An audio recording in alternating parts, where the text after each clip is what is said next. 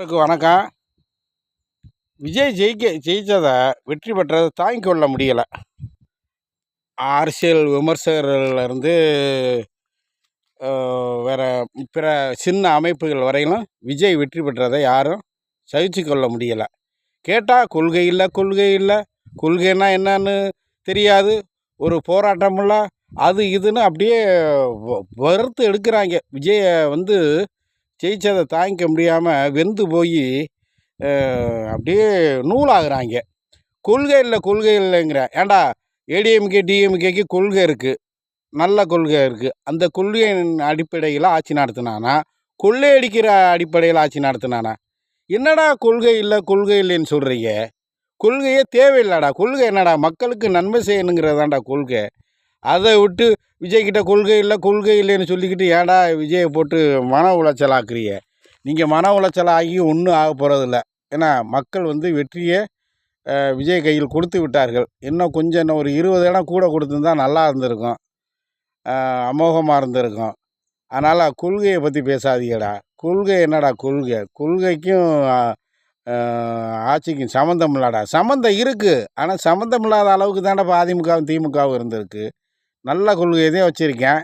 அந்த கொள்கை அடிப்படையில் ஆட்சி நடத்தினானா, நிர்வாகம் பண்ணானா? கொள்ளை அடிக்கிறதுல மட்டும்தான் அவன் நிர்வாகம் பண்ண ஆட்சியை நடத்தினேன். அதனால் கொள்கையை பற்றி பேசாதடா. கொள்கை தேவையே இல்லைடா. கொள்கைங்கிறது அது ஒரு கோட்பாடே தவிர, அது இந்தியாவில் கொள்கைக்கும் கட்சிக்கும் ஆட்சிக்கும் சம்மந்தம் இல்லாமல் தான் இதுவரையிலும் இருந்திருக்கு. அதனால் கொள்கைன்னு சொல்லி பைத்தியமாக பேசாதீங்க. விஜயனுடைய வெற்றியை முழுமையாக ஏற்றுக்கொண்டு அவருக்கு ஆதரவு கொடுங்க. இனி நிரந்தரம் கிட்டத்தட்ட ஒரு 15-20 வருஷத்துக்கு விஜய் தான் தமிழகத்தினுடைய நிரந்தர முதல்வர். சிறப்பான ஆட்சி நடத்தினார். அவர் கண்டிப்பாக ஊழலோ லஞ்சமோ வாங்க மாட்டார் விஜய். ஏன்னா அவர்கிட்ட கோடி கோடியாக இருக்குது பணம். இந்த புதுசாக எம்எல்ஏ தேர்ந்தெடுத்த ஆளுங்க தேர்ந்தெடுத்தால் நக்காமல் இருக்க மாட்டேன், அப்படி நக்கிட்டா பரவாயில்ல. இந்த ஏடிஎம்கே டிஎம்கே மாதிரி முழுசாக வாரி கொள்ளையடிக்கணும், 7 தலைமுறைக்கு சொத்து சேர்க்கணும்னு தமிழ்நாட்டில் ஒரு பழமொழி இருக்குது. அந்த பழமொழிக்கு எதிராக 700 தலைமுறைக்கு சொத்து சேர்க்கணும்னு ஏடிஎம்கே டிஎம்கே அமைச்சர்கள், எம்எல்ஏ, மாவட்ட செயலாளர்கள் மாதிரி அண்ணன் விஜயுடைய கட்சி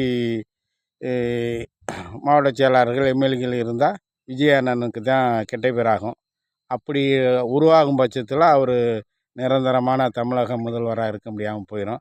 அதனால் விஜய் கட்டுப்படுத்தணும். இன்று எம்எல்ஏவாக தேர்ந்தெடுக்கப்பட்ட தாவேகா அவர்கள் யாருமே குறைஞ்சபட்சம் 1 கோடி வரையிலும் யாருமே செலவழிச்சிருக்க மாட்டாங்க. எல்லாம் 2 லட்சம், 3 லட்சம், 5 லட்சம், 10 லட்சம் தான். அதை மனதில் நிறுத்தி கொண்டு தாவேகா எம்எல்ஏக்கள் மக்களுக்கு முழுசாக சேவை செய்யுங்க. அதை விட்டு ஏடிஎம்கே டிஎம்கே மாதிரி கொள்ளையடிக்கிறதுல கவனம் செலுத்தாதீர்கள். நன்றி, வணக்கம், வாழ்த்துக்கள்.